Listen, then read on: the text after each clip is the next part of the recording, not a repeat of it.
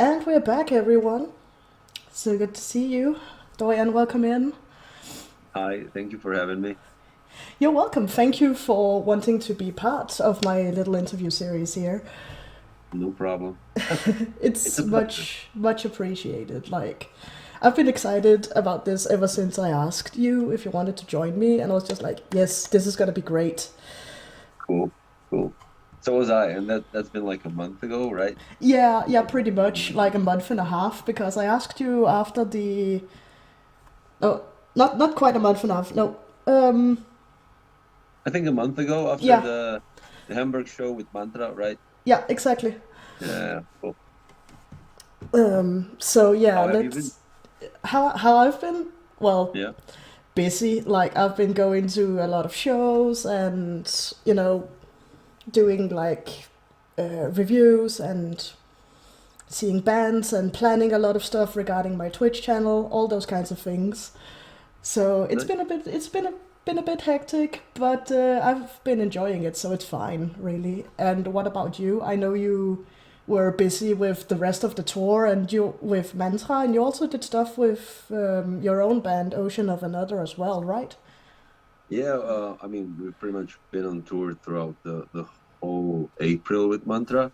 That was the majority of our headlining tour, and I did a first live show with Ocean of Another. Oh, that's so Uh, cool. last week. Oh, time is weird. Like we Yeah, had so many shows and so many driving around this month that I'm kind of lost. So yeah, last week, last Wednesday, we had a first show with Ocean of Another. nice, and it went well. I mean, I saw a few Yeah, clips on your Instagram stories and stuff. yeah, it went really really well. Uh, there was some like really fun moments in the show. There was some funky moments in the show. Very surprisingly, after 20 years of playing shows live, I started playing in bands when I was 13. Ah, right. So after 20 years of playing in bands, this was my first time on stage with just the microphone, without the guitar. Yeah, I usually I played in bands where I was just where I was singing and playing guitar, but it's quite different when you're just singing. yeah, I And can imagine. also the song themes are a bit different than I usually did, like personal on a different level. So it was a different feeling, and I was like really nervous before the show. And I had stage fright after 20 years of doing shows. I had stage fright, and you can definitely feel it on most of the show. Yeah, It was like I was going back and forth. I was like I was like super nervous, and then I started like making mistakes and panicking a little bit, and then I went back, like kind of calm myself down, and then went to the panic mode again, and it was like going back and forth. But it was like yeah. super emotional. It was a nice show, and we also did like this short acoustic Backstreet Boys cover, and that was like really cool for me because like I'm a metalhead, and I've been a Yeah. metalhead for the majority of my life, but I always wanted to do like this cover live in front of live audience, and I don't go to karaoke bars, so I did it now, and it was like super cool. Yeah, yeah. You basically had like the most packed karaoke bar ever. Like, Yeah. congratulations, the stage is yours. But to give the people who are watching a quick rundown, tell me about who you are, or tell the viewers about who you are. Because I know who you are. They don't know that much about you yet. Okay. Hi, my name is Dorian. I play guitar and sing backing vocals in a band called Manntra, and I'm a vocalist, just the vocalist, in in a band called Ocean of Another. And I'm also a songwriter, nerd, wannabe weightlifter, bad pun connoisseur.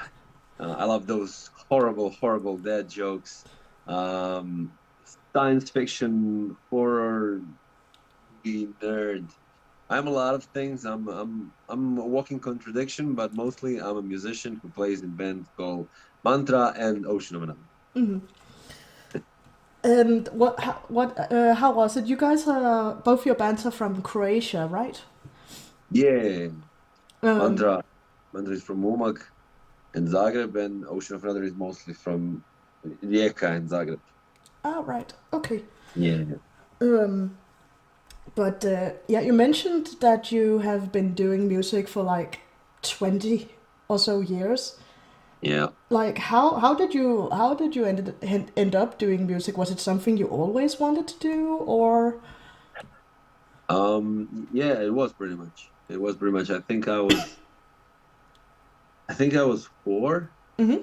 when my great grandma showed me like AC/DC and Pink Floyd. And I think I was 6 when I got my first plastic guitar, and like played on it, jumping on the bed.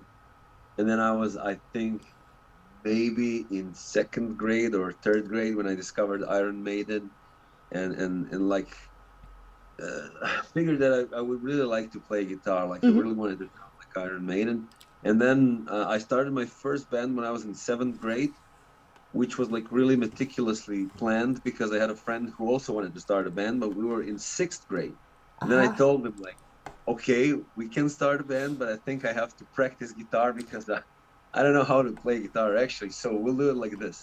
I'll practice guitar for 1 year, and in 1 year we'll start a band. So 1 year later, we started my first band. My first band was called Monox, and I immediately fall in love with like writing songs and being on stage and the general camaraderie of being in a band Yeah. with other people, and yeah, and it pretty much it fucked me up right from the start. So 20 years later, here I am. Yeah, here I am. And you just mentioned, bands like Iron Maiden, AC/DC. Like, were and are they your main influences, or do you have other influences too, both in terms of being a guitarist, but also like as a vocalist and songwriter? Okay, okay. They were definitely a big part of my childhood and my growing up. But as I started listening to rock bands and metal bands as a small kid, Mm-hmm. by the time I got to high school, I was like super into like black metal and grindcore and all these um, super extreme like genres of metal because I always wanted like something more. But as I look back now on my influences, I figure out that there are a couple bands that kind of stick stick is that a word? Stuck. Yeah. Stuck around with me throughout the years, and they're kind of like weird bag of different types of bands. And some of my biggest influences, I would say, are definitely Slipknot, Mm-hmm. him. Villavalo is a huge influence on my life, on my sense of melody, on my songwriting abilities, Yeah. the way I perceive the vocals in the song. I think Linkin Park is one of the big influences that I have. I also love Dissection, both old Dissection and the newer Dissection with Rain Chaos. I even Mm-hmm. have a logo tattooed on my arm. Ah, that's so cool. See it? Yeah, yeah. It's an old tattoo, so it's all stretched and fucked up. I really love Panic at the Disco. They were a huge influence on me. Like when I was a kid, I heard their first album and it blew my mind. My Chemical Romance is a huge influence, I would say, also. So there's a lot, and Iron Maiden definitely they're still Yeah. an influence. So yeah, there's a mixed bag of candy Yeah, of of different course. types. You know? I mean, to me, it's personally a lot cooler if a musician is able to pull inspiration and be influenced from a lot of different places. Yeah, of course. I mean, if you want to listen to like one type of music, I think your toolbox is like really you don't have a lot of tools inside, you Yeah. know? Like and then it's hard to like write songs and it's hard to paint different emotional states and different stories. You have to listen to different types of music. You don't have to listen to every type of music. You Yeah. don't have to like whatever there is, but you have to listen to different bands and maybe to different genres to like to soak everything in. Yeah. That makes Yeah. sense. Yeah. It definitely makes sense to me considering how many different genres I play here on my stream. Like, the people who follow me, the people who know me, they know I listen to a variety of music, and that's also sometimes reflected when I stream. So sometimes I will throw in juicy little curveballs in forms of, some unexpected pop music, some 80s, um, old school heavy metal, more like modern gothic stuff as well, industrial, you name it. my tastes range far and wide. Oh, I totally get you. Like there was a, I have some weird glitch on my Spotify lately that happens sometimes Hmm. when I get into my car. It switches the song to some random song from like stuff that I like. It doesn't continue like from the last point that I was listening to. And a couple of weeks ago, I sat in the car and it switched from Britney Spears to I think it was Silosis. So it kind of switched from pop to metal. And I was like, you motherfucker, I wanted to listen to Britney Spears. Stay on Britney. And my girlfriend, she was laughing and she was like, okay. So it was like, we can pretend that it didn't happen. And I was like, look, you know me for a long time. This wasn't an accident. I was listening to Britney Spears on purpose. So yeah, there's my Spotify, I think is super confused with what to play next Yeah, because I jump around a lot. yeah, I definitely feel you on that because my Spotify is the same. Like it's like let's roll the dice and see what comes up. Yeah, but that's the beauty of it, right? Yeah, It's like music is wonderful. It's like emotion, emotion captured in sounds, and it's like you can listen to whatever you feel like. yeah, totally agree. Um, but like speaking of your band Ocean of Another, how did you guys start? Like what I you mentioned that you started your own band when you were like in seventh or eighth grade. Yeah. But like how did you get from there to what you do now with Manntra and especially Ocean of Another?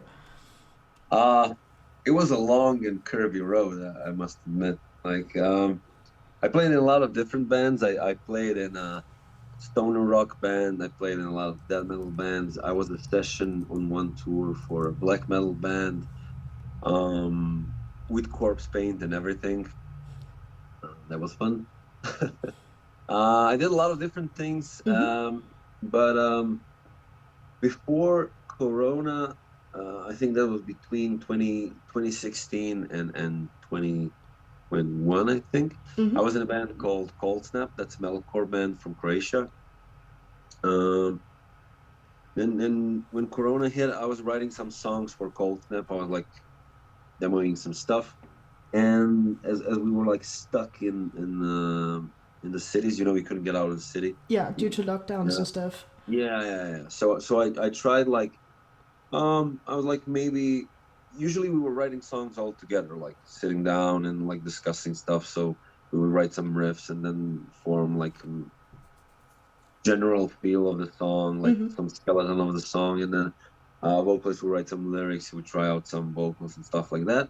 And this was like a special occasion for me to try maybe some lyrics and some vocals because I had some ideas and they were a bit different from the stuff that we were doing at the time. Mm-hmm.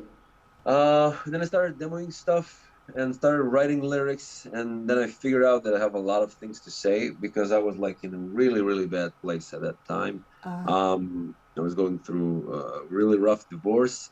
Um, I was drinking a lot and also had a sleeping pill problem. So smoked a lot, both weed and a lot of cigarettes, and it Oh was boy, that was yeah, a and I lot was not a going fun on. person. What? Yeah, there was a lot going on. Yeah, and I was not a fun person to be around. Mm. And when I started writing the lyrics, like stuff just came pouring out of me, and I kind of noticed that it really helps me to to see my inner world. Sorry, I have allergies and they're killing me, so I will probably do All this a lot. all good. I have problems with my bronchitis right now, so we'll Shit. just be like together. Yeah. There will be a lot of random horrible noises through this stream. Yes, So sorry to hear that you have bronchitis. it is what it is. It is what it is. Anyway, yeah. So I just started writing some songs, and it turned from like writing songs for my band to writing songs for myself because I really had I felt the need to express myself, and then I showed it to the rest of the guys that are now Ocean of Another. Mm-hmm. They are my friends and musicians, and like I didn't have like a good idea of what I wanted to do with this. I was just like, doing it out of the need to express myself, and I was like, is this any good? Are these songs like sounding like songs, or is this shit? And they Mm. were like, no, this is like super good. Maybe we can try and form a band and see what happens. And then like I kind of started thinking about maybe forming like a full-on band and stuff like that. And then a week we had a band, and everything was settled. And then a week before we were supposed to shoot videos for I Was Never Here, Can I Stay in the Light, and yeah, because we shot like two videos back to back in one Mm-hmm. week. Josip, That's impressive. yeah, that's how we roll. Ambition to the top or nothing. Go Anyway, big or go a week home. before we were about to film those videos, Josip, the other guitar player, he's a friend of mine. He sent me a message. So, like, if you are ever open to maybe working with me, I would be honored to work with you. And I was like, yeah, dude, like, you can be an Ocean of Another if you like the band and you like the idea and like the concept. Just Mm-hmm. we're filming a video next week. Be on the set. See you Monday morning. And he was like, really? And I was like, yeah. And he's like, but I don't know the songs. And I was like, neither do I. But it look nice. We'll learn the songs later. And he came, and then when he came on board, Mm-hmm. I figured out that I already have like two guitar players in the band, and I was like, fuck. So what am I supposed to do now? And like, should I just be a vocalist? And I was like, this is a bizarre idea. But the rest of the guys were like super okay with it, and they were like, no, you will be great, and you'll do a fine job. And I was like, well, okay, let's kind of give it a shot. And yeah, 2 years later, here we are. Yeah. Yeah, I mean, I will definitely say that you're doing really well as a vocalist. I really like your voice. It's super good in my Thank, opinion. Um, it has thank you. this real what's the word? Emotionality to it. Like it has this emotional depth to it that obviously pairs very very well with the lyrics that you've written for the songs. Thank you.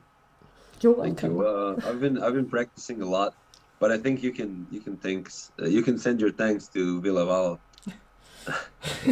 He helped me to kind of find my voice. Yeah. Him and mostly I think Corey Taylor and Chester. Yeah. I'm nowhere near as good as any of those vocalists, but the way they express themselves and the way they write their vocal lines and stuff, it kind of inspired me to think in a certain way. And I've been practicing a lot. I have to be honest. I'm not like I wasn't born like super talented. There was a lot of days that I was walking around house just doing and it sounded like shit. Yeah. And I went to like a couple vocal vocal lessons Mm-hmm. and did a couple of vocal schools. Melissa Cross Zen of Screaming, which is like I don't know the go-to if you want to be a metal vocalist. Yeah. So yeah, and I'm still learning and I'm still trying to improve myself. And every song that we write, I try to find something new in my voice because I think there's a lot of different alleys that I can discover and that I can maybe give to our songs. Yeah. Like, I mean, your voice really is a bit on the different side. Okay. Like, compared to a lot of other stuff that I do here in the metalcore genre, granted, because if I understood correctly, it is mostly metalcore that you guys identify as in Ocean of Another, Yeah, right? More or modern metal less. metalcore. Yeah. Yeah. Because, like, it's not the genre I listen to the most, but I will say that your voice is definitely one of the more unique ones that I've heard. I can't explain exactly what it is because I'm Okay. not super music technical, but Okay. it just has something that kind of, at least with me, hits the spot. Um, Okay. Thank you. That's a nice compliment. you're welcome. And I don't give compliments unless I mean them. Um, Thank you. Appreciate it. but like, yeah, I was actually introduced to you guys by a friend of mine. Um, May. She Yeah. introduced me to you guys. She was like, oh my god, you have to listen to this. And then she threw, I think it was Indigo. Yeah, Indigo at Oh, me. man. Yeah. And Well, thank you, May. Thank you. I listened to it and I needed tissues afterwards after the first listen. It just really, it hit me in all the feels. Oh, man. Such a good song. Um, and I can definitely hear like what you mean when you say that you are influenced by bands like Linkin Park and stuff. Like I could get I really got that similar vibe to it. Like not that you're trying to copy it, but it had some similarities. Yeah, Indigo definitely has a lot of Linkin Park vibes, and Yeah. they're, I think we've put them there intentionally because when we were writing the song, chorus had a lot of different versions, and the first verse had a lot of different versions. Mm-hmm. But at some point, um, it sounded a little bit like Linkin Parkish, and at the time of and at the time that we were writing Indigo, Linkin Park released Lost. Right. Yeah, and we were like super like influenced by that song, Mm-hmm. and but more with the general feeling of the song, Yeah. and it kind of in our heads at least it was kind of parallel to the Indigo that we were writing, Mm-hmm. and I think that definitely influenced our songwriting a lot. Yeah. And in regards to my voice, thank you for saying all these nice things because when we started a band, I actually wasn't sure that I wanted to sing. I was like demoing some stuff, and I was at at at most times I wasn't very happy with the way my voice sounds with the color of my voice because Mm-hmm. it sounded different than other metalcore and modern metal stuff that I was listening to, and I couldn't emulate those types of voices Yeah. whatever I tried, and I was like, ah, fuck, maybe I should just quit with this fucking vocals and shit, and maybe find a proper vocalist. But the rest of the guys were super supportive, and they were like, you should try to sing because your voice does sound good. And then the first time that I started to kind of believe in myself was when we did Snuff, Yeah. and after I think maybe third or fourth different version that we recorded, when it clicked into place, I was like, okay, maybe I can do this. I would So definitely say you can. And like standing out is also sometimes a forte because that means that people will pay attention because it won't just sound like every other band out there. oh yeah, I definitely see it now, but at the moment I was like insecure about myself, and then the reasoning was like maybe I should try and be more like someone else, but now I see that it was wrong, and it definitely was wrong. I think you should always try and be more yourself Yeah. than try to emulate somebody else. But it was a weird time. I went from being a guitar player to being a vocalist, and it was weird. But I'm happy with the way it turned out. Yeah, I mean, sometimes things just happen for a reason, and like I can definitely relate to what you're saying about, you know, trying to find your own way and own place in what you do. Like that's also what I've been doing with my DJing here on Twitch and stuff because there are a lot on here within various different genres, and finding your own spot in that environment isn't always easy. Yeah, So I can kind of relate to what you're saying also on a more personal level, but that's not something I'm gonna discuss here. Um, fair enough. but yeah, if you're curious, I can maybe tell you more at a later point. Okay. But your lyrics they are quite deep. Obviously, you mentioned that you got influenced by some real events. Are they actually inspired by real events, or it's more like concepts based on real events? Uh, a lot of it are actual real events. Hmm. Um, yeah. Parallel to writing those first songs, I gave therapy another shot, um, and found a really good therapist. and I've been with this therapist for 4 years now.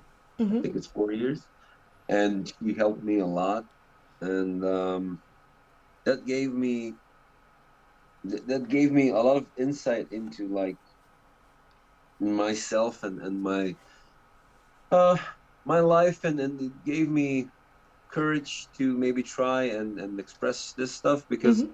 when as I started writing songs about the things that were happening to me at that point in time, I figured there's a lot of unresolved stuff that I would like to that I would like to face, Mm-hmm. and when I'm writing songs, it actually helps me to take a little bit of power away from that past experience or past trauma or whatever I'm writing about, and then Mm-hmm. look at it at a different light, and also share it with other people, and yeah, it helps a lot. It helps a lot, but a lot of it, it's real. Most of it are my experience, Mm-hmm. and some of it are from the other guys from the band, but it's usually our lived in experiences, and yeah, it's a journey. Writing every song is a journey, because you can I at least have pretty much the same process that I go through. Like I start writing about something, Mm-hmm. and then I'm detached from that thing, whatever. Then I go into it, and then it kind of overwhelms me, and I feel all the feelings that I felt already buried within myself, and then it starts to break me down, and then I don't want to write about it, and then I start writing some generic stupid lyrics, and then I have to remind myself, like, this is not why you're doing this. Mm. Try and be honest with yourself, and then with your audience, and then I do my best to kind of put it in nice packaging that Yeah. sounds nice, at least, but Yeah. is still honest, and I really try to be vulnerable in those songs, because I think that's the only way to be honest with yourself and to be honest with the world about the themes that you're writing about. Like, Yeah. I mean, you can write a generic metal song like pretty quick, but yeah, but not all things that I write about are the things that are happening to me at this very moment. Like, a lot of the things that I write about are things that happened to me, and then I want to share those experiences with other people, to kind of show them that, it's okay to feel this way. It's Mm-hmm. okay to feel like super fucked up. Like, Indigo is a song about giving up. Yeah. Like, I gave it my all, and at this point I'm just like too fucked up to continue. And I had a positive frame of mind, and I wanted to heal, but shit's fucked, Yeah. and I'm hitting the red button. Uh, but there's a double entendre in that song. It's called Indigo because indigo is actually a color that signifies the um, being wise, wisdom, Ah, and right. yeah, we are like super into puns. Puns and symbolism all the way. I mean, I love Yeah, it. I personally yeah. love it. I think it's That's why cool. we like the lyrics are about giving up, Uh huh. but the name of the song is actually a hint for you to maybe try just one more time, because there will definitely be a new day, and it will be a better day, and it'll be better. And there's also another layer to it, because the way we designed the EP, the first song on the EP is "Embrace the Darkness," which actually has like a super positive message. The chorus and the whole song actually tries to tell you that despite everything that you're feeling, despite all the darkness and all the pain and all the trauma that you've been through, you can actually still heal, and you can prosper, and you can grow. Yeah. And the last song on the EP is Indigo, and it's a song about giving up. So if you like listen through the EP, you go from like being super positive to like giving up, and Indigo being a wisdom color, Yeah. actually tries to signify that maybe you should re-listen the EP from the beginning and embrace the darkness Yeah. that's in your heart. I will definitely be linking to the EP Thank you. when I put this up later, so people can go and listen to it because it is good. It is a really good EP. Nothing to Thank put on that. But like you mentioned a songwriting process. I don't know if you help also write some of the stuff for Manntra. Is there a you. difference between the ways that you that the process works out, or is it pretty much the same regardless of who you write for? No. It's definitely different because Manntra and Ocean of Another are two different bands Yeah, with different set of people, with different song teams and different feels to the band. yeah, I'm not saying one is better than the other, it's just different. yeah. Of course. And the songwriting process, yeah, they do differ a little bit because when we write for Manntra, we know more about the structure of the song and the elements that actually make Manntra sound, and we know like what tools are we using to write those songs, and we know what keys work well for Marco's voice. Yeah, We know the song themes that we want to write about, like local Slavic legends, history of Croatia, history of Istria, yeah. and general Slavicness. um, so it's a little bit different. Also, Yeah. um, Marco is a great songwriter, and when we write songs, he usually has a lot of ideas for the songs, and a lot of like main melodies and stuff like that. So we bounce off of each other um, to kind of create the song. Mm-hmm. And when we write for Ocean of Another, we are still kind of trying to figure out what our sound is, and we're trying different stuff, and we have five people in the band, which Yeah. are all songwriters.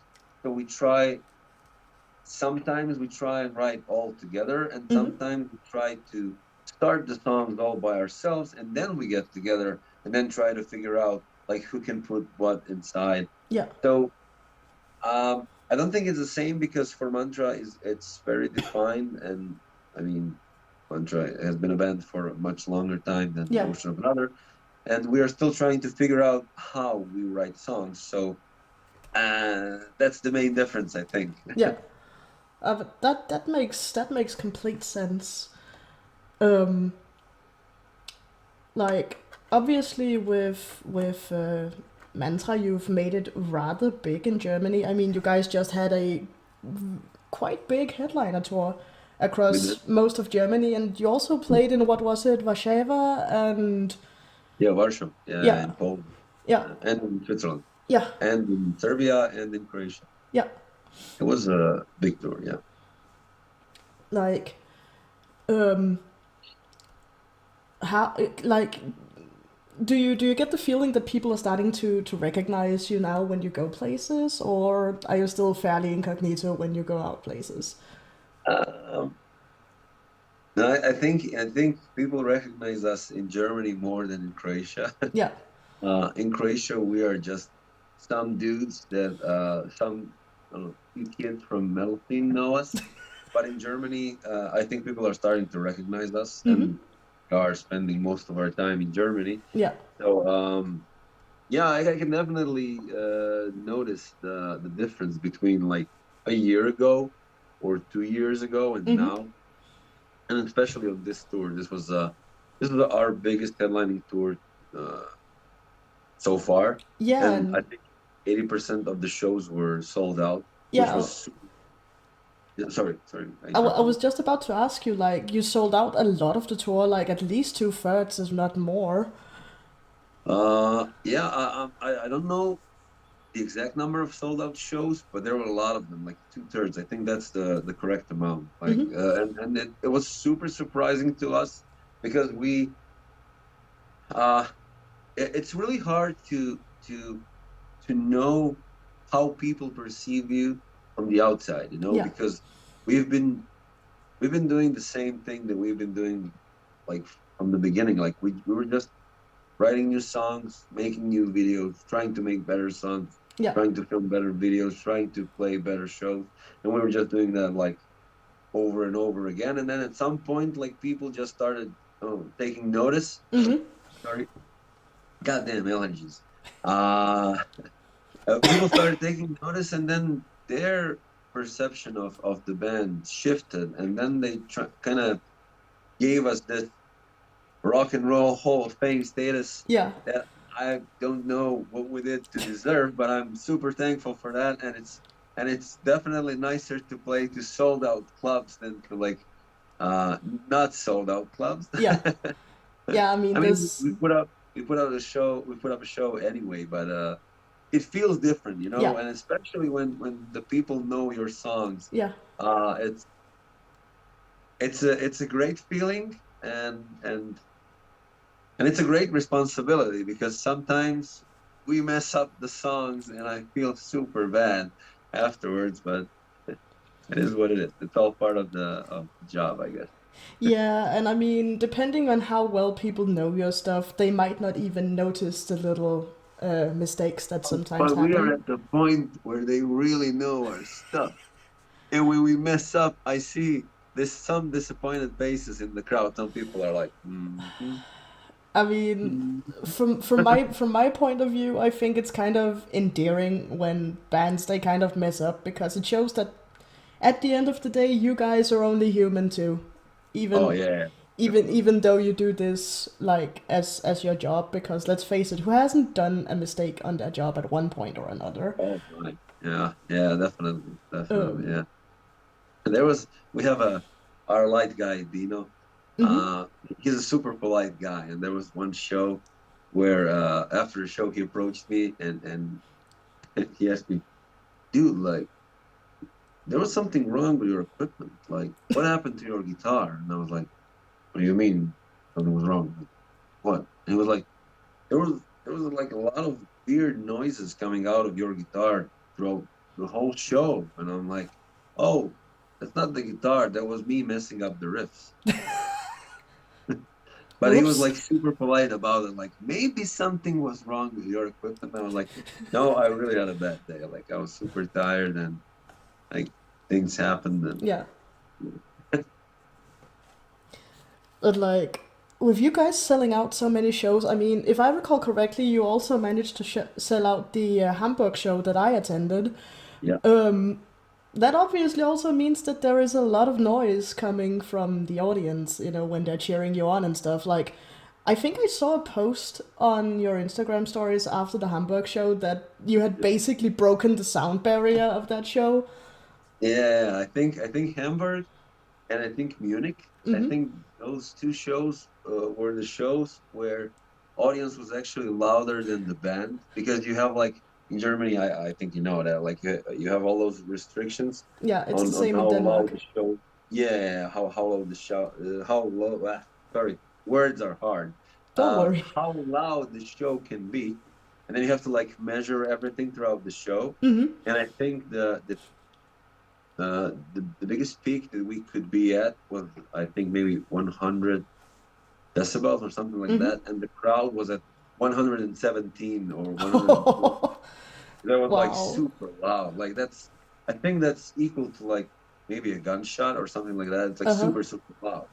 Yeah, so um it's crazy to see people reacting in such a fashion and you know, you write these songs and then they take on a life of their own, Yeah. and it's wonderful, but it's crazy to kind of see that people react in such a way to the songs that you've written and that you play for them. Yeah. I mean, if I were in you guys' shoes, I would definitely also be a little bit shocked to see that you actually managed to go beyond the amount of decibels you were allowed. I would be like, did we just make that happen? Oh dear. Yeah, that's super crazy. That's super crazy, and we definitely feel it, Yeah. and we're very thankful for that. I mean, I think we do our best to try and show our fans what they mean to us. Mhm. Like we stay after the show on Yeah. the merch stand and we hang around with people and we talk with them for a long time. Um, we really value the love and the support that we get from our fans. So Yeah. I hope that we kind of return the favor with with the show and after the show also. Yeah, I mean that's the impression that I'm getting from like what I saw in Hamburg, and also what I've heard from people who have attended other shows of yours, Okay. is that the energy you give out is definitely amazing. Um, and it also seems like that the fans are willing to give that in return, so it just kind of feeds on itself. And I Oh, will yeah. s- and I will say that since I started following Manntra in when was that? I think it was 2021. Okay. Um, I will say that you guys have expanded so much, both in terms of music, but also like based on clips I've seen of you guys live and stuff. You keep getting better and better performance wise as well. Thank you. Um, yeah, I mean, I think first off, we definitely feed off the energy of the crowd. Yeah, And as the crowds get crazier, we get crazier. It's kind of like, it's a weird thing where you kind of give the permission to the crowd to be crazy, and then the crowd gives you the permission to be a little bit crazier. yeah, So you kind of bounce it back and forth, and then general craziness ensues. yeah, Uh, but also we really enjoy what we do. Like we really enjoy playing shows live, and I think that we write songs and do the videos and go through the motions because we want to play live, yeah, because that's what we are here to do. Like the that moment when you go on stage. I mean, we drive a lot. Like we have a I think the German scene kind of accepted us like as one of their own, mm-hmm, and then we tour in the fashion the German bands tour, and that means like playing shows on Thursday, Friday, Saturday, and Sunday, not playing shows on Monday, Tuesday, and Wednesday, which are like work days and usually are not that well. You don't get that many people on yeah, those shows. And when bands from like US or UK or different countries tour, they have to tour those days too, yeah, because they can go back home to US for like Monday, Tuesday, and Wednesday, and then back on Thursday. But we exactly. can do that, although we have to drive for a lot of hours. We usually drive 10 plus hours to go back home, and then we have to drive 10 plus hours to go back to Yeah, Germany. So sometimes we go on stage super tired because we like sleep in the van yeah, and through the that's night. not comfortable necessarily. No, it's not at all. That's the glamorous rock life that we are living. Glamorous. Yeah, glamorous. I mean, we do stay at the hotels, but Yeah. we get like a couple hours of shut eye, and that's pretty much it. But anyway, I mean, we go on stage after sleeping in a van for like 10 or 15 hours. When we were playing Baltic Open Air, Mm-hmm. it was the longest that we ever took to get somewhere. It took us 24 hours in a van to Oh. get to Baltic Open Air. Yeah, it was like, oh my God, it was like super crazy. Mm-hmm. But when you go on stage, when you see the people that are there for you to Yeah. hear those songs that you have to play, I don't know. I think every time I feel like I have another battery stacked somewhere in the back Yeah. that kind of switches on, and then you take all the energy in and then go crazy and have fun for. We had a long set this headline tour. It was 100 minutes. Yeah. It was like almost 2 hours. There's a lot of songs, 20 something songs, I Yeah. think we played. But I didn't feel tired at all throughout the show. I mean, I definitely crash afterwards. Yeah, but But that's for afterwards. yeah, that's where yeah, exactly. But during the show, um, it felt amazing. So I think that's kind of the thing that helped us a lot. Like we have fun doing that, and we Mm-hmm. have great audiences that we can feed off. So yeah. So, like, would you say that having fun on stage is a big element for you? Like, I, based on what you're saying, I am kind of assuming. Feel free to correct me. That Okay. if you weren't having fun with what you're doing, you wouldn't be doing it. Uh, well, Not in the same way, anyway. yeah, of course. I mean, what would be the point of going on stage every night and then not having fun? Like Mm-hmm. that would suck a lot, because a lot of the a lot of the process of getting to the stage sucks. Like there's a lot of business things that you have to do before that. There's a lot of driving. Yeah. There's a lot of waiting. There's a lot of miss. You miss a lot of things in life. Like you miss out on friends. You miss out on family. Yeah. You miss out on yourself. I mean, I always have my general idea when I go on tour is like I always have a book with me, and I always try to read as much as I can. But most of the time on tour, you're just so tired, and there's so much stuff that you have to do constantly that 80% of the time I just try to take a nap or do what I have to do, drive or maybe put something on stage or change the strings or whatever. Yeah. I mean, we definitely are bigger as a band, and we have a small crew now. We have 4 people in our crew at this point, and definitely this tour has been easier than tours before. I But there's imagine. still like what? Sorry. I can imagine that even just getting a couple of people to help you out must make a big difference. Yeah. I mean, when we did the Ice Heilige Nacht tour in December, Mm-hmm. and I think, yeah, when the only guy, the only 2 guys that were on tour with us was Dino, our light guy, and we had a couple of merch guys that were on tour with us, and that's it. Yeah. All the stage preparations stuff, all the carrying, load-ins, load-outs, driving, and whatever we did by ourselves. And there was a bit that I did every night after the show when we finished the set. I would walk up to a microphone and then I would tell the audience like, at this point, we have come to the most gruesome part of the show where you get to watch us pack the stage. We had to like return on stage and pack the cables, take the drums down and Yeah. everything. So yeah, being on tour most of the times isn't a fun experience. You eat a lot of shitty food, and I have to say I've been to Germany so many times, and most of the things I've seen in Germany are gas station toilets.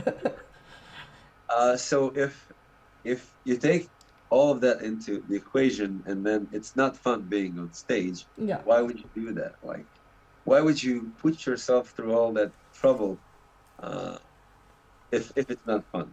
Yeah. That's a very valid point. But Yeah. like, were there any like particular highlights of the tour that you've just been on with Manntra or with your show with Ocean of Another?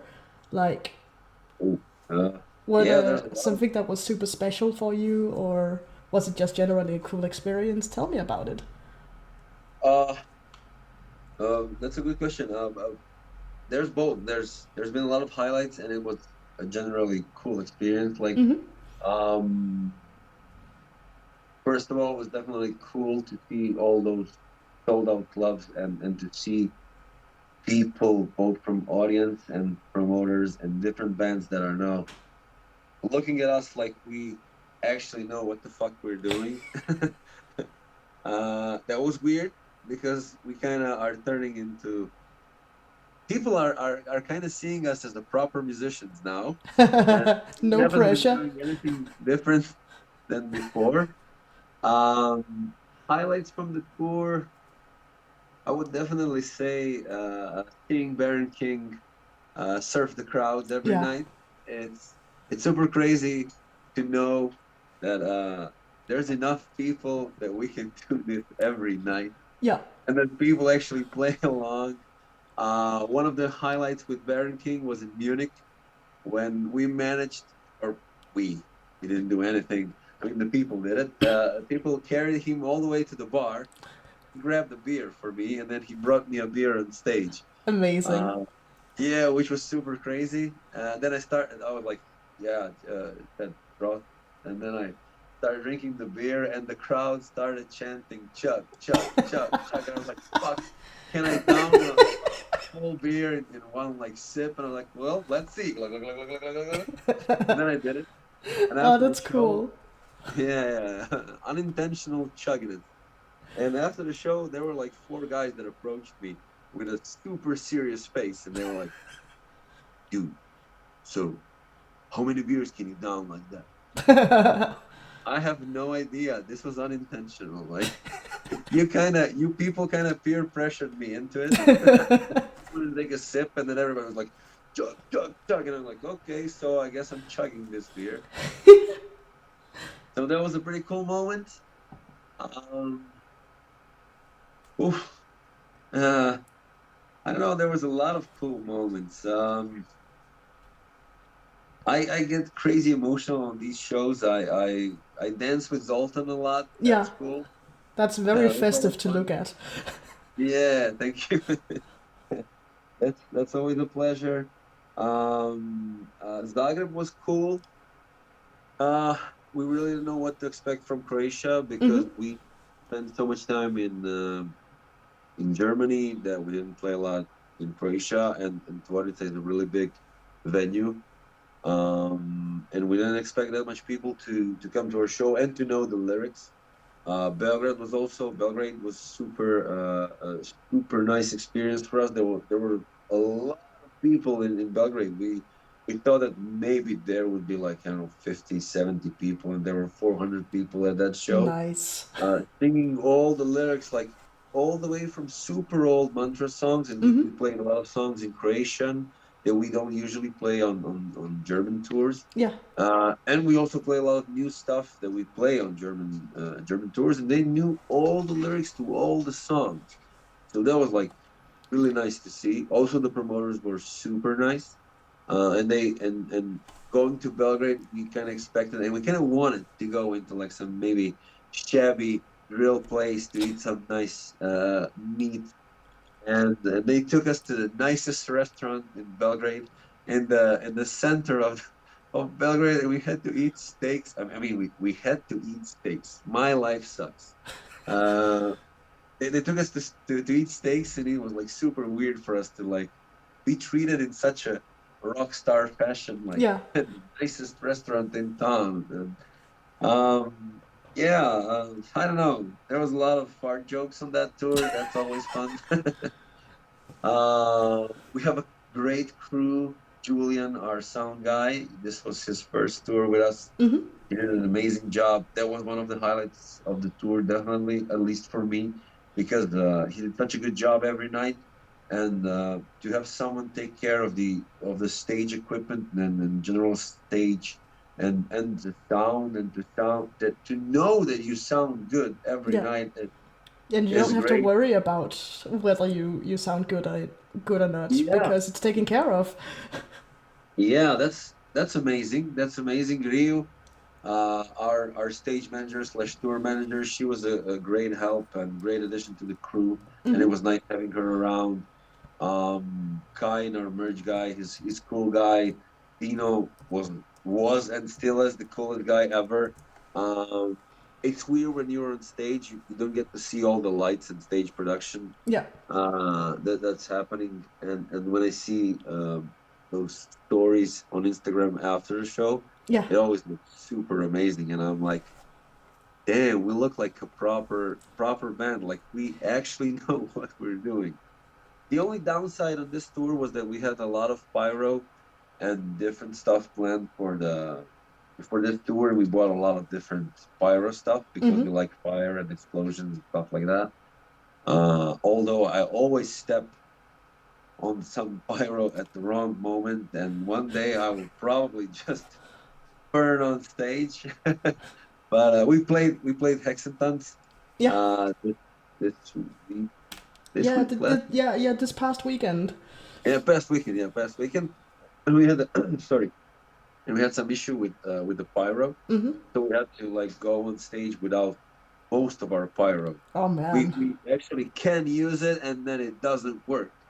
Oh We had like a man. hand flamer. Yeah, it was such a bad luck. But we had the hand flamer and we had stage explosions. And Wow. there's and all the cues for the pyro and stage explosions are actually written on our set list. And everything is marked, and everything is marked on the floor and Yeah. everything. But as the show progresses, I I don't know, I get emotional, I guess. And then I forget all this stuff. And at the beginning of Kisha, I step straight into the explosion. Oh no. Yeah, but I have good boots, so I'm fine. Uh, Boots aren't. but I'm good. But it was after the show, our line guy, uh, he said that it's a good thing that the pyro didn't work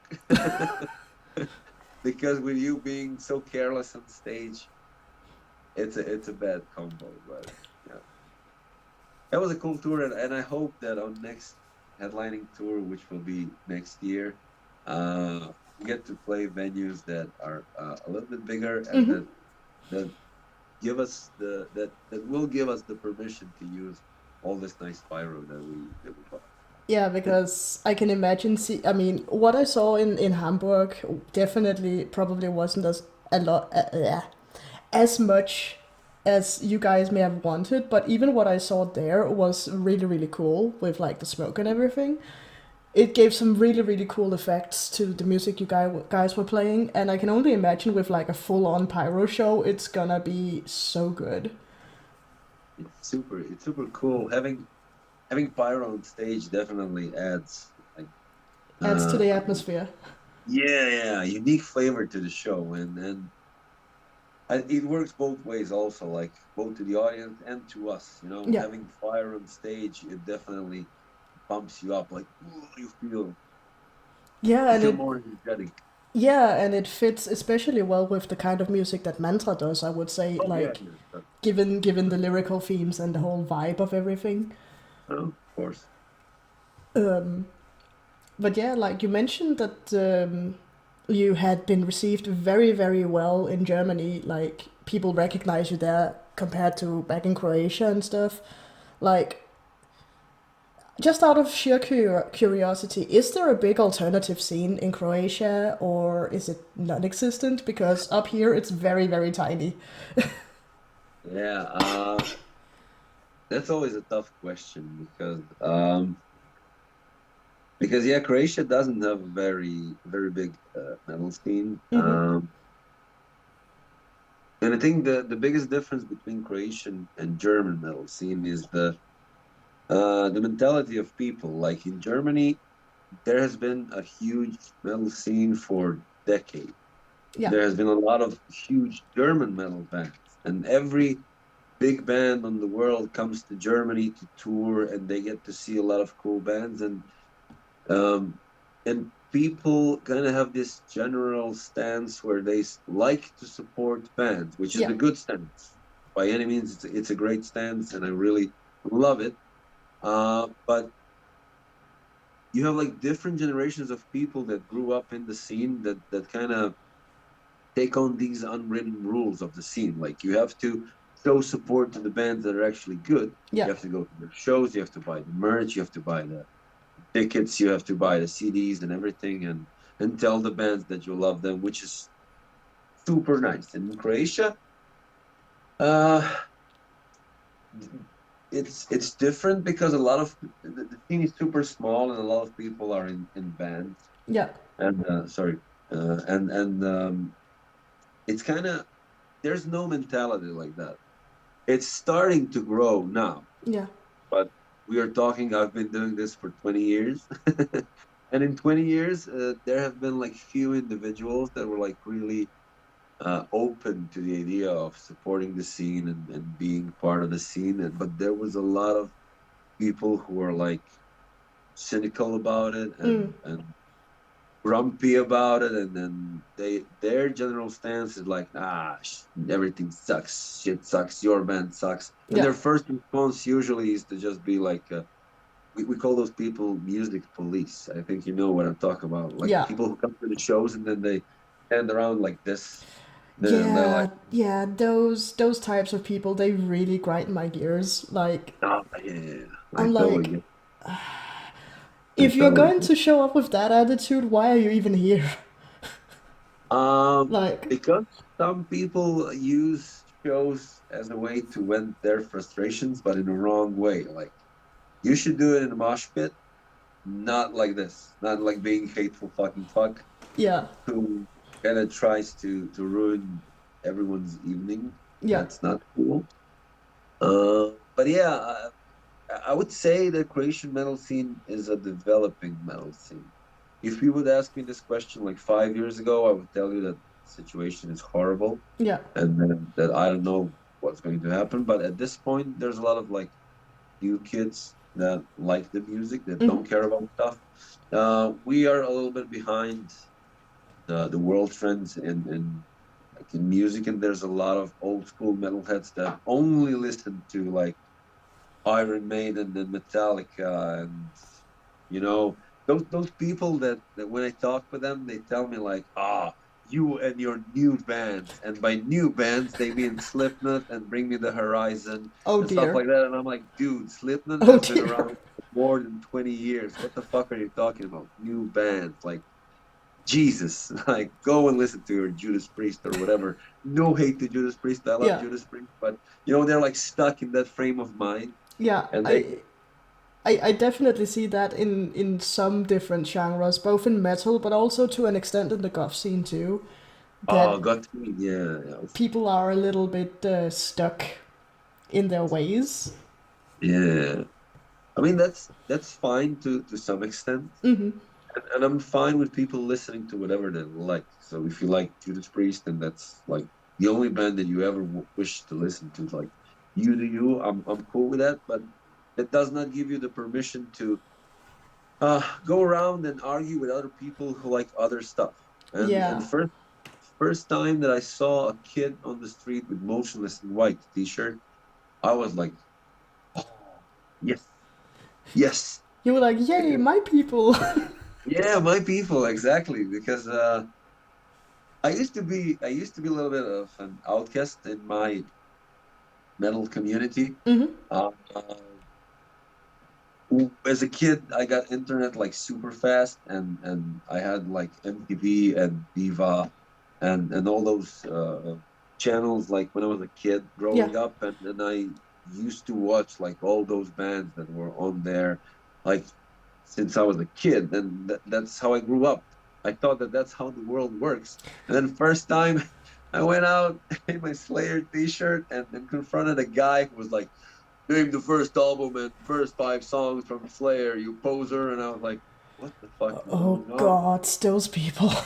Yeah. But then I grew up and those people stayed around, and I was like, oh my God, like get lost, like, or change the attitude or whatever. But something needs to change because Yeah. you're killing the scene, and you're annoying all the kids that would maybe like to try something different. And you are the reason why the scene suffers. You are the reason why there's no new kids doing cool stuff, because as new kids try and do that Yeah, cool exactly. stuff, you shit on them and you kill their vibe and you kill their will to live, basically. So they Yeah. just quit. They stop doing stuff, and then you have to deal with your shitty third grade bands that you. Sorry, I All think this was good, a all trigger good. question. I mean, we're Sorry. definitely on the same page about people who are being like elitist. Um, Gatekeeping fucks. yes, exactly. Yeah, yeah. Um, But to finish on a positive note, I can definitely feel the scene changing, yeah, and I can definitely see a lot of new faces. And I've noticed this with Ocean of Another, where when we started. When we started promoting stuff in Croatia, because when we started with the band, yeah. first response that we got was like super positive reactions from UK and Germany, and we had a lot of stupid comments from Croatia, like, Ah, "What is this gay shit?" And I'm like, "Dude, it's 2022. Get on board. Like, what is this gay shit? What kind of comment is that anyway?" And there was a lot of hate. But there was a lot of positive reactions also. Like a lot of people were like super surprised to hear and see Croatian band that does this type of music. And I was super skeptical for a first show, um, if anyone would come to the show, because we are not heavy metal, we're not thrash metal, we're not death metal, and we're not black metal. We are apparently gay metalcore, modern metal. Well, according to some people at least. Um, but there was a lot of people on the show, and it was super nice to see people actually singing the lyrics and enjoying the show and enjoying themselves unapologetically, like Yeah. being, yes, I like this stuff. Like I don't care what those gatekeeping fucks think about this. They are not allowed to enter this venue. So I mean, and that that's awesome. When the vibe yeah, hits that point, it's amazing. yeah it is, yeah it is, and I think I think things will change in the really near future. Yeah. Yeah. I mean, I can agree with you on that. I mean, I see so many bands across various genres that not only decide to just stick within one genre, they just pick a little of this and a little of that, use that in their music, and there are also a lot of smaller bands and medium-sized bands are really good at supporting each other. I've noticed. But both of those things are super cool. Like first taking different bits from different genres and different influences and stuff like Mm-hmm. that, it makes for a more colorful meal. Like you Yeah, put different textures in the songs and it makes songs more interesting. I had a definitely. discussion with a friend a couple of years ago where he saw, like everybody else pretty much, he saw that Axis of Awesome video. I think you saw it, like when they play the same four chords and then they Yeah, play a bunch of songs. You know that video? yeah.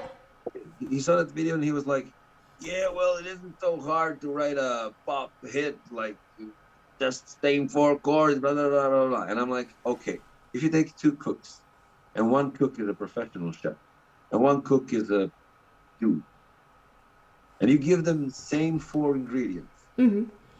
I guarantee you that the professional chef will make a proper, nice, fine meal out of it, while the other guy will probably make something edible, but it's not a nice meal, you know?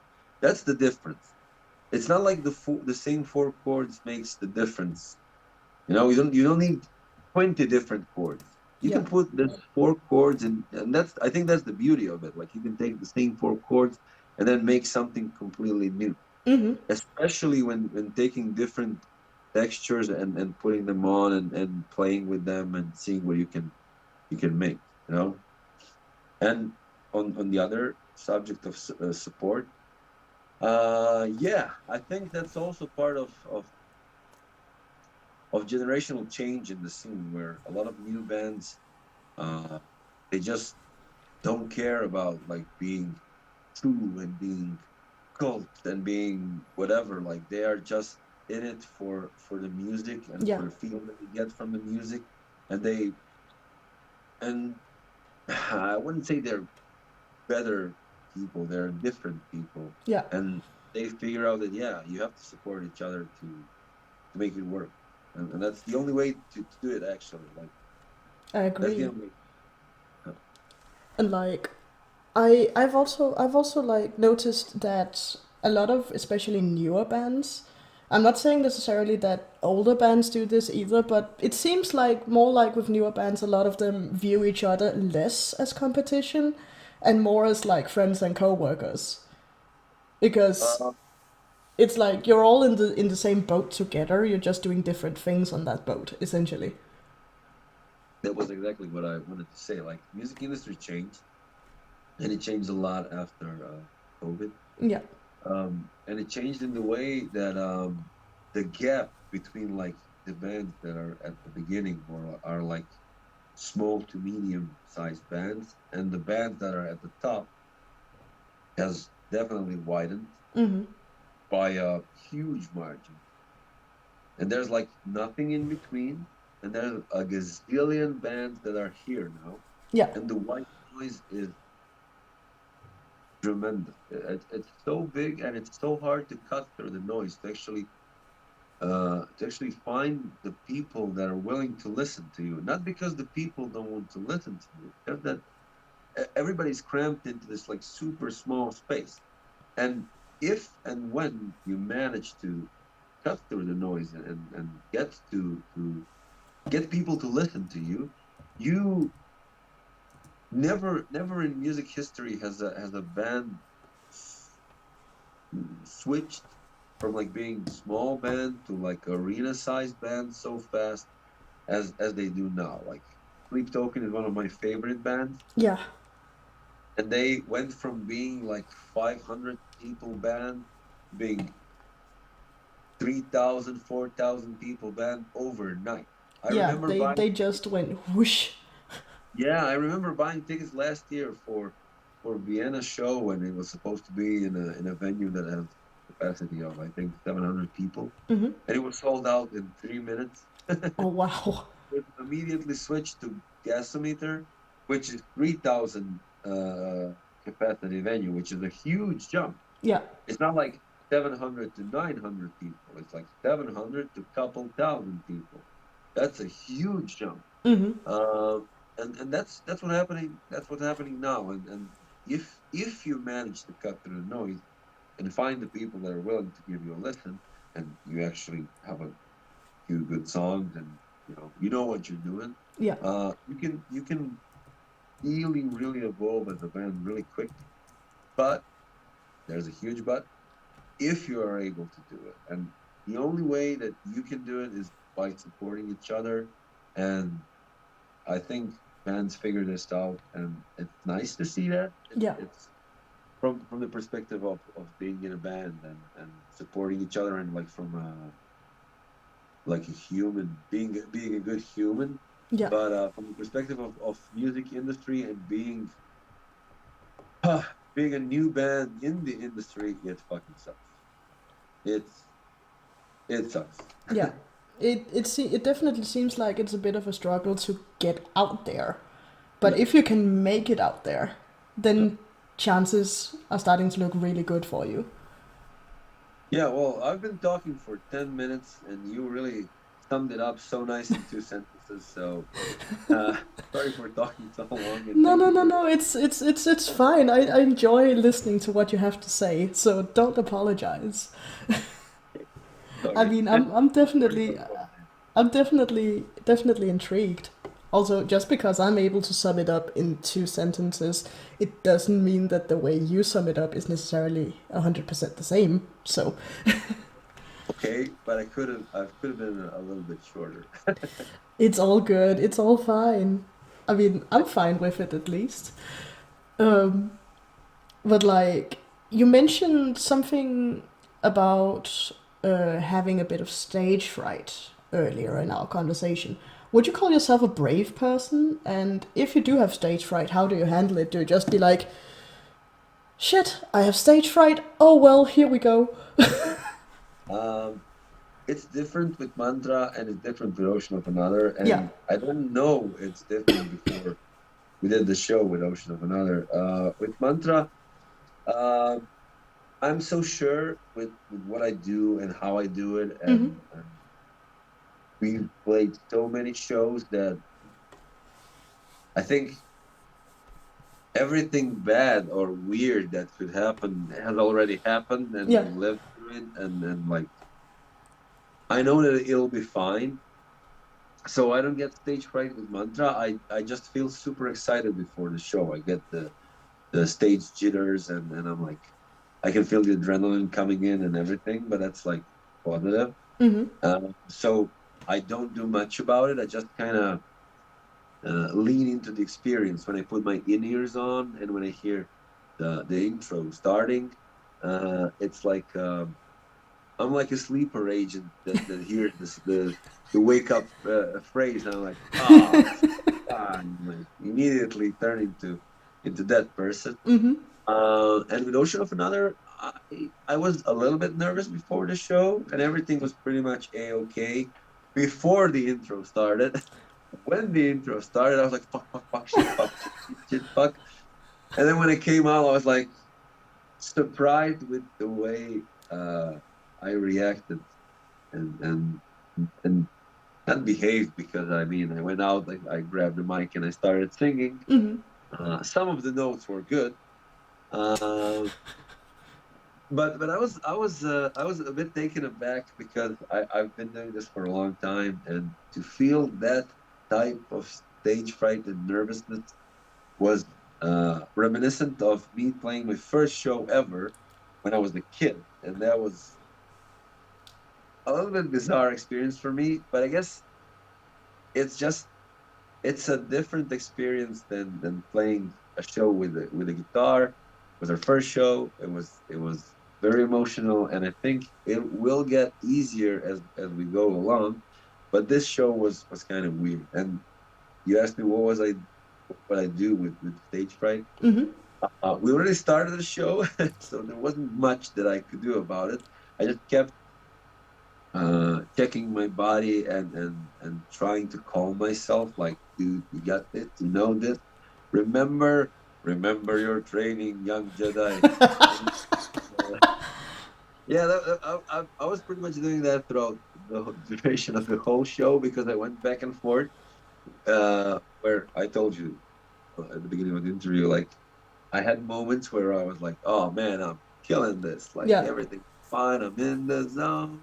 And then some small thing would happen, and I would be like panic mode on, like, "Oh shit!" And then like going back and forth. But when I was a kid and I had a stage fright, the way I would handle it is that I would try and to remind myself to focus on all the reasons why I'm there and what I'm there to do. And I would always try to keep in my mind that this is what I've been working towards. Like this is my half hour, 45 minutes, 20 minutes, hour, whatever. This is me with all the bullshit that I've been carrying in my crazy big head and all the demons and stuff that bothers me on a daily basis. This this moment is the moment where I am me, and that would actually help me a lot to to to put that all aside and just be in the moment. Yeah. And that was working for me. So I tried drinking before a show when I was a kid, which ended in disaster, of course. I puked mid solo, Oh uh, no. which was not a nice sight to see. And after that, I saw a few videos of me playing hammered, and I figured that maybe it's good in my head, but it's not good anywhere else. So I don't drink before a show. I will have a beer or whiskey or 10 beers after the show, Yeah. but not before a show. So before a show, I just try to focus on myself and on the show ahead. I do some warm ups, Yeah. some vocal warm ups, a little bit of noodling on the guitar, and that's it. I mean, that's all excellent options to do before a show, and I could from as someone who doesn't drink, I'm not sure I would understand the whole reason for getting absolutely slammed before a show. I mean, I can understand it to the extent if you want to calm your nerves, but I don't necessarily think it makes a person's performance better from a personal point of view.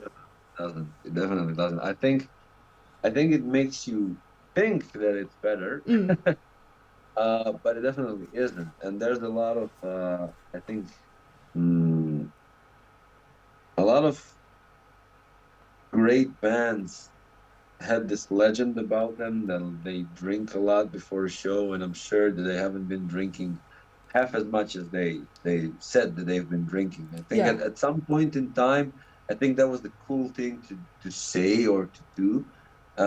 So everybody was like doing that before a show, but I'm quite sure that 90% of those bands that were hammered on stage sounded like shit. Especially if you play something, I don't know, something that you need to concentrate on, like, and then I mean, let's be real. Like when you play a show, you always have to concentrate on the show. You have to. There's a lot of new things that you have to process. Like it's a new stage, new crowd. Yeah. Sometimes crowd just react differently. Sometimes you react differently. Sometimes the equipment is fucked. Sometimes there's a lot of things that you have to process. And if you're drunk, you're not able to do that. So I think being drunk on stage is not a good idea. Get drunk after the show if you drink. If Yeah. you wish to get drunk, go for it. But on stage and before a show is not a good idea, especially if you play a headlining show where people paid like good money to see you perform and they expect a good performance, and then you come on hammered, and you're basically disrespecting the people that are paying. That are paying your beers, basically. Yeah. is there any places you really dream of playing sometime, like a particular country or venue or festival or whatever, or is it just like I want it all? Yeah, well, basically I want it all, but I do have a few bucket list items. Mm-hmm. Wacken was one of those items, and then we played Wacken, so I can cross it off my list. But Yeah. I would definitely like to return to Wacken because it's a unique experience. I would also like to play Hellfest. Mm-hmm. I would like to play Download Festival. That would be cool. It would be cool to tour, I think, Africa, but I'm not sure if we will ever do it. But I would like to tour Africa. I saw some videos and it looks amazing and it Yeah. looks colorful. Uh, um, I would also like to tour states. I think that's interesting. I would love to see like the United States react to either of the bands you are involved with, because I think it Oh, would be that. a rather unique experience. I think it definitely would because I think both bands are uh, a bit different from the general sound and visual aesthetics that people in the US are kind of used to. Yeah. Mantra, especially, I think Ocean of Another is closer to maybe some of those bands, but Mantra is definitely different from what the US is used to. Yeah. And I saw Powerwolf touring the US, I Yeah, think this year. they're touring later this year. I think Uh, it's like in the autumn that Powell is gonna tour in the US. Late summer, early autumn. okay, cool. That will be an interesting sight to see. A lot Yeah. of people love Powerwolf. Yeah, because they really have this really big gimmick going on with like their visuals and their stage Yeah, show and everything. And I mean, I really like the stuff that they do live. I think so it's do I. fun to go to their shows. Yeah, yeah. We played Wacken the same day that Powerwolf was headlining. Oh So we wow. stayed for their show, and it was like a huge show. Yeah. It was an amazing show, and it was really cool to see that we have the same hand flamers. Yeah. Although they have two of them, we only have one. So, True. but they're a bigger band, so it's fine. Hey, maybe one day that'll happen to you guys as well. You never know. And I mean, Hopefully, with the way that you guys have been expanding in Manta, who knows how far up the band rosters you'll end in the future for like festivals and stuff. yeah, yeah, I yeah. We mean, definitely. it's It'll be fun to see. yeah. And I also have a feeling that Ocean of Another could also like slowly start to really conquer across the various stages, when you get the chance to maybe like make a proper headliner tour for you guys at some point. Because again, as I said before, your music speaks to people. At least it speaks to me. And the people I have shown you guys, they were like, yeah, this really speaks to me. Like, funnily enough, a lot of them were like, I guess what you would call emo and scene kids way back in the Yeah. early 2000s. A lot of them really like your vibe, I've noticed. I don't know if it's the nostalgia or if it's because they genuinely like your music, but they really like your vibe. So I'm just like, people, if you like this music, go follow people. Nice, nice.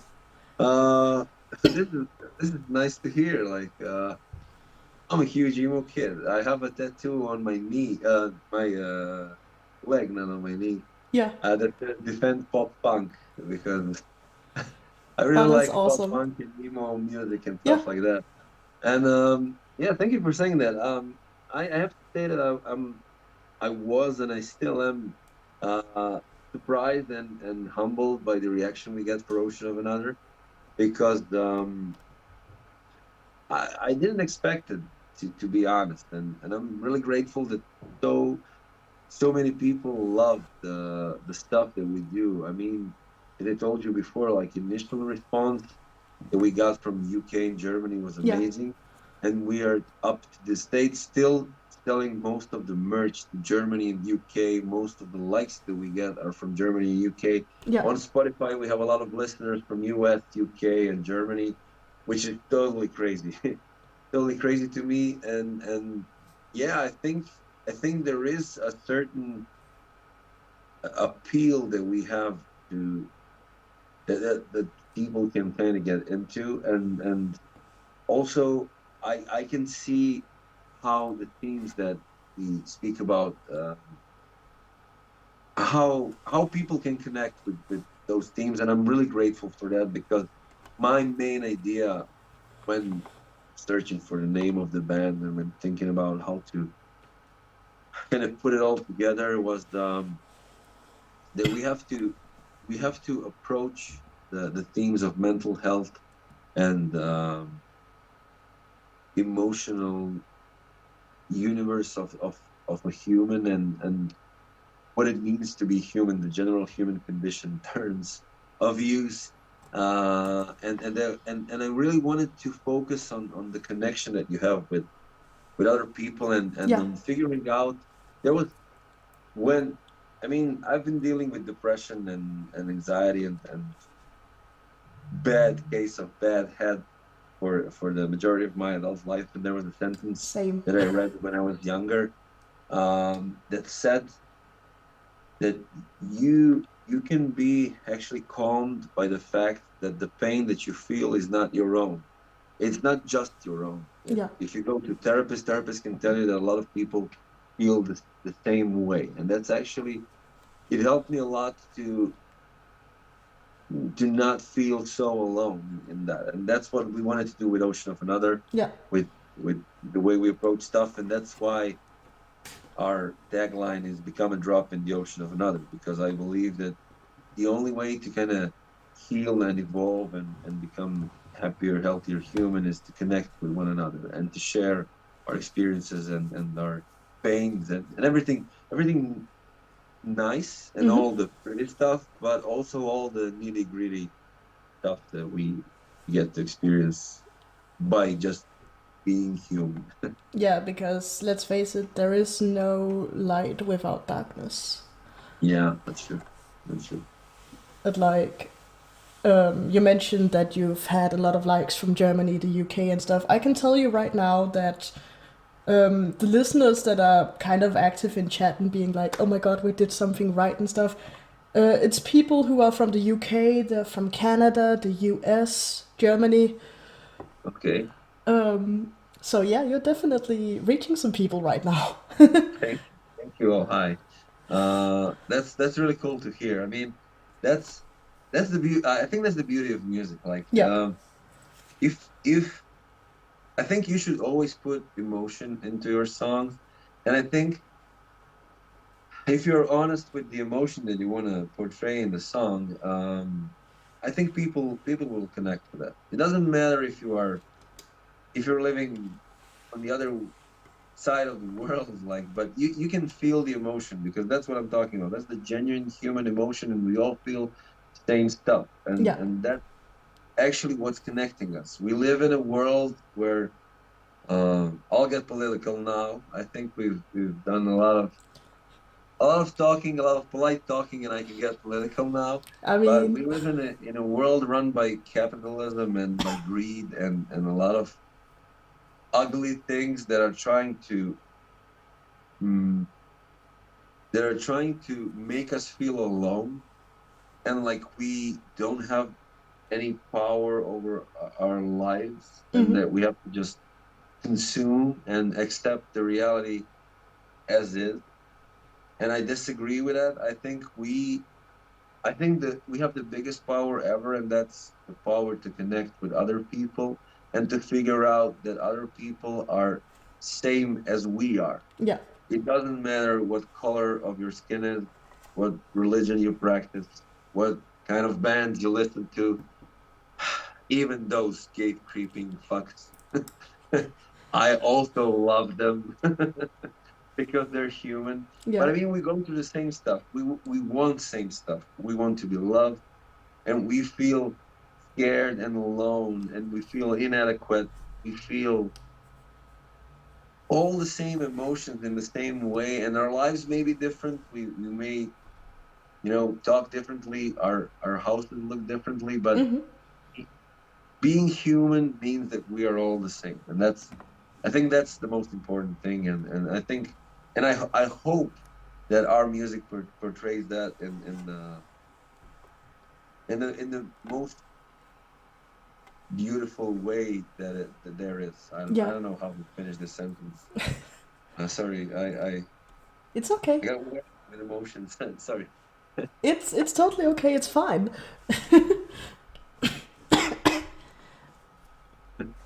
Um, but like, I totally agree with what you're saying. Like, at the end of the day, we're all human. Um, we all live under the same sun and all that jazz. Yeah, Um, and ultimately, things don't have to be that different between us. At least from my point of view. and for mine too. Um, I will also admit that I had a rather privileged upbringing as a child. Um, I grew up in a diplomat family, so maybe that also flavored a bit of my worldview that, you know, people should be able to get along more. I know that realistically that's not gonna happen, but one can always hope, one can always wish that But people would get along more. I think we have to work uh, towards such a world, Yeah, because the there's always an opposing force, like, and that force is pretty much apathy, and I think powers that be that wish us to consume and spend money and be scared, and politicians that are trying to control us through fear, they definitely want us to be apathetic and to give up and not do anything about stuff and to live in fear. Uh, but I think that despite all the horrible stuff that's happening and all the bad things that are definitely real and they definitely do exist, yeah, negating them, we should strive to be better, at least a little bit better every day. yeah, Like, I don't think that I mean, you could wake up tomorrow and, I don't know, join the revolution and or whatever, but I think you can just try to be a little bit kinder every day. Just maybe when you walk into a supermarket, say hello to the lady working the counter. I don't know. yeah, Just try to be a little bit kinder. Try with other people and try with yourself also. Like, you don't have to beat yourself over insignificant stuff, or you don't have to hate yourself for, I don't know, being skinny or not being skinny or being bald or being old, young, whatever makes you hate yourself. Like, yeah. don't do it. Just try to be a little bit kinder every day. Yeah, especially because we only get like one life at the end of the Yeah, day. yeah. Um, And we all die in the end, and everything that we do, like, you know, it's just it's just an illusion of control, and it's an illusion of importance. And yeah, I don't know if you figured, but I don't believe in God. I I'm kind of not. got the vibe. Yeah, you kind of got the vibe. I'm Yeah. not a very religious person, but I still think that the fact that the universe has no purpose that we can see, I think that's wonderful, because it actually gives you the right to give yourself a purpose, and that can be something divine, for the lack of better word. That can be something divine, like you can devote your life to, I don't know, charity work Yeah. or whatever. But it can also be something like menial, like I just to make the best, I don't know, pasta carbonara that I can make, and I will devote my life to that. That's fine. Just the only thing that you have to be mindful of is try not to try to have a positive output, and Hmm. you must never interfere with other people in a way that you have. that you will push them in the direction that you wish them to go. You can do whatever you like for yourself, but you have to be kind to other people and you have to respect their wishes. So I think that's the only thing that those are the only laws that we should kind of live by. Like Yeah. live and let live. And as Jesus said it, do unto others. But I do agree with that one. I do agree with that one. So Jesus has one for you. Yeah. And like, I mean, I've always been raised with like be kind to other people because you don't know what other people are going through. Yeah, exactly. Exactly. I mean, obviously, don't take any shit from just anyone, but generally be kind to people. But then again, being kind and being nice is not necessarily the same thing. Exactly. When I was growing up, I did a lot of reading, and I had a lot of different literature on my table. Mm-hmm. I did a lot of philosophy reading, and then I did a lot of occult reading, which goes hand in hand, I guess. Yeah. When you're a metalhead, I think Yeah, that way. definitely. And I read a lot of books about Luciferianism. Mm-hmm. I don't know if you are familiar with the 10 rules of Luciferianism, but I some of the I've I've rules, I've read a bit about it. Yeah. okay, but some of the rules um, are very similar to Christianity, like the Ten Commandments. Like Yeah. you should the first rule is like you should tell unto your into your heart or unto your heart. I'm not. It was a long time ago, but you should tell to yourself, I am my own redeemer. Like first and foremost, you should try and work on yourself. Mm-hmm. And then uh, is something about the will. You have to find your own will, but you cannot impose your will onto others. So, which is like a pretty good rule of thumb for living. Yeah. And the third rule is if someone tries to impose his will onto you, kill him. But I'm fine with no killing part. Just like good, healthy boundaries. Yeah. That's enough. Like so, some of those commandments are cool if we take out the killing. Yeah. But yeah, I think that's the way the world should work. Like you can do whatever you like, as long as you're not hurting anybody else. Mm-hmm. I mean, I agree with you 100% on that one. Um, it's also like I don't understand why people also feel it necessary to view other people as competition because at the end of the day, yeah, sure, there might be someone better than you, but there's always a chance of someone being better than you. You can either view them as competition, or you can try and figure out how to become as good as they are at what they do. I agree, but there was an essay by Umberto Eco Mm-hmm. called "The Importance of Having an Enemy," in which he discusses the importance of having an enemy, which is the title of the essay. I Mm-hmm. don't know why I said it like this. Anyway, he says that it's important to have an enemy because then you kind of get the mirror in which you can reevaluate yourself. I That makes mean, sense yeah, and upon I think reflection.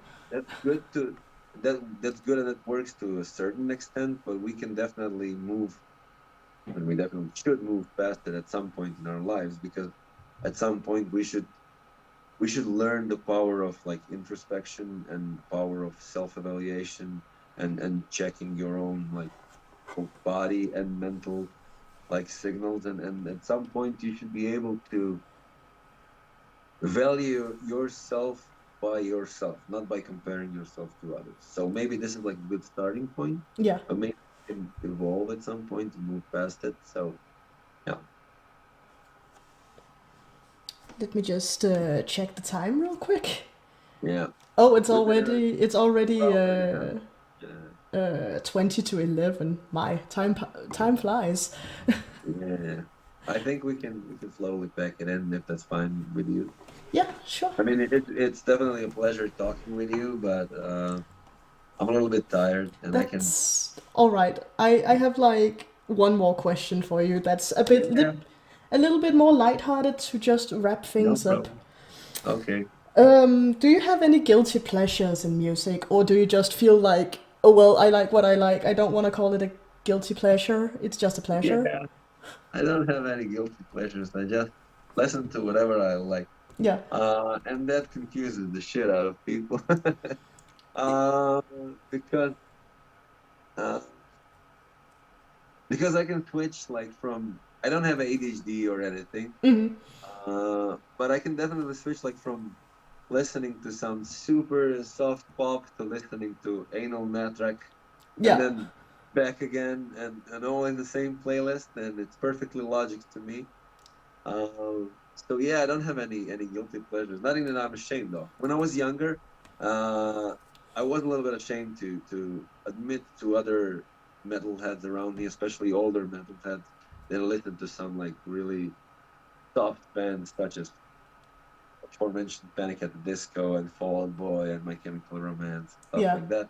I also liked a lot of pop music when I was a kid, but I would never tell you that I listened to pop music. When I was a yeah. kid, I used to wear a shirtless Slayer shirt. I had camo pants, Yeah. those army pants, Oh, I with can the picture it. huge, with the huge chains on the side, and I Yeah. had like all the way to my knee, and I had long hair all the way down to my ass, and it was with the undercut, and I was like, yeah, I was a huge metalhead. I had all the spikes on my Yeah. Spiked forearms. bracelets and everything. Yeah, spike bracelets and stuff like that. And I smoked, and I was very moody and generally pissed. Uh, Angry pissed, young man. angry young man, angry young metalhead, who was also listening to Britney Spears, Christina Aguilera, and stuff like that, but would never admit to that. Like, so maybe I had guilty pleasures when I was a kid, Yeah. but now when I'm grown up, I don't have guilty pleasures. And I think it confuses the shit out of people. It also confuses the shit out of people when they listen to Ocean of Another and then they see like 120 kilograms of tattoos and beard and stuff singing about emotions. Yeah. That's always fun. Uh, yeah. Expect the So unexpected.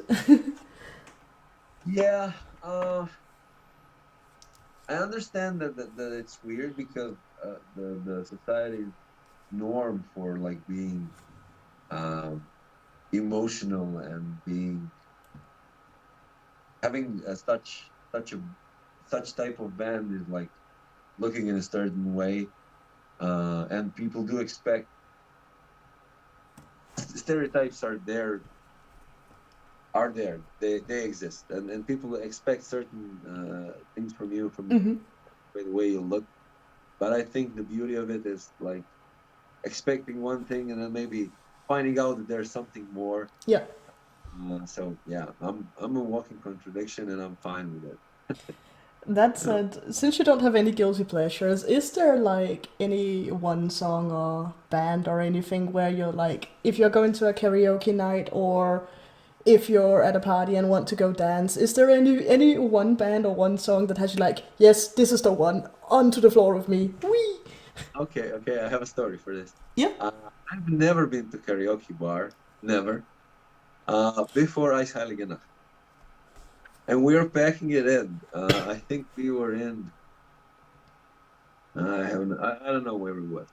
Doesn't matter. Anyway, we are packing our stuff and packing everything, loading out and stuff. And we have a group chat. That's a band group chat that we have on tour where we post like uh, notices and stuff like you left your bag backstage, Yeah. sound check in an hour or whatever.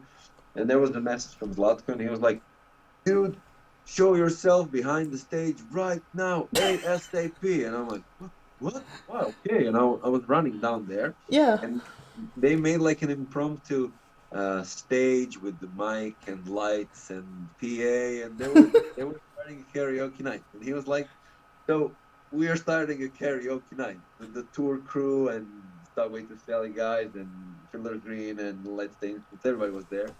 And and he said like nobody wants to start the karaoke, like nobody wants to be the first on stage. And I told everybody that you can sing, you'll get on stage, and I was like, fuck, man. So I guess I'm doing karaoke now.